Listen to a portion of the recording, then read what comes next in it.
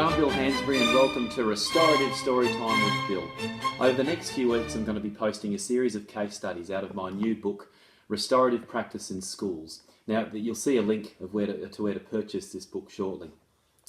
When I wrote this book, I filled it with case studies to explain the different ways that we can act restoratively and respond restoratively in schools. So what I hope schools will do with these stories is play them directly from YouTube to groups of staff and then address or talk about some of the questions that I pose at the end.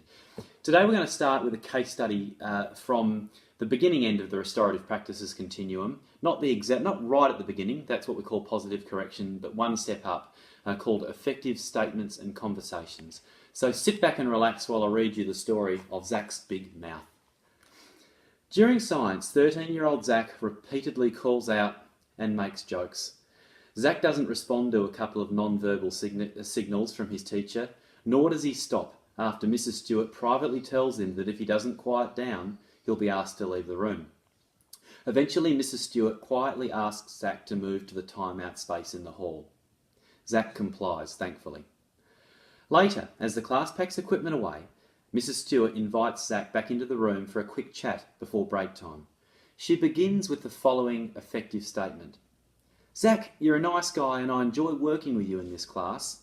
I didn't like asking you to leave the room, but you need to know that when you called out repeatedly, it was hard for me to teach. I was disappointed because you're normally much fairer than that.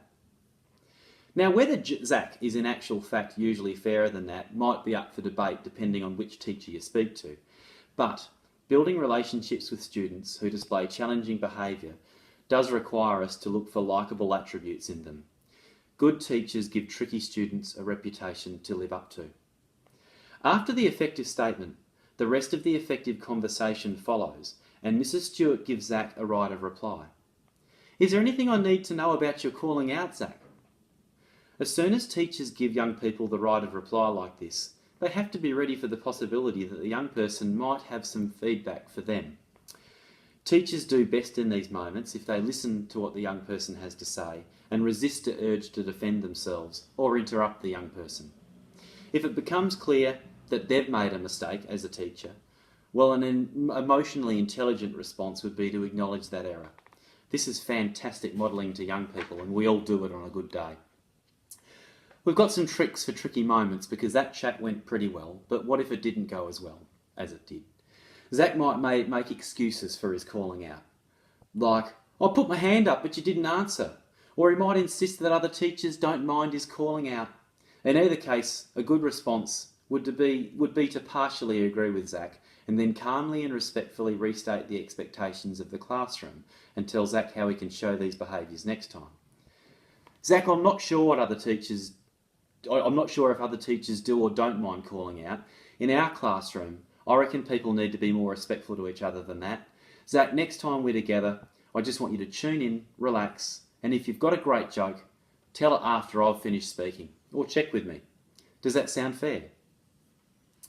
Now there's some follow-up to be considered here. Mrs. Stewart might go one step further and ask Zach what he thinks will be a fair way to deal with the behaviour if it persists next lesson. Rarely do students give cheeky retorts or blow this type of question off. If Zach does reply with some cheek, Mrs. Stewart might say, Zach, you seem angry, what am I missing here? At the end of the chat, Mrs. Stewart will ensure that she and Zach part amicably with a smile, high five maybe, or a handshake.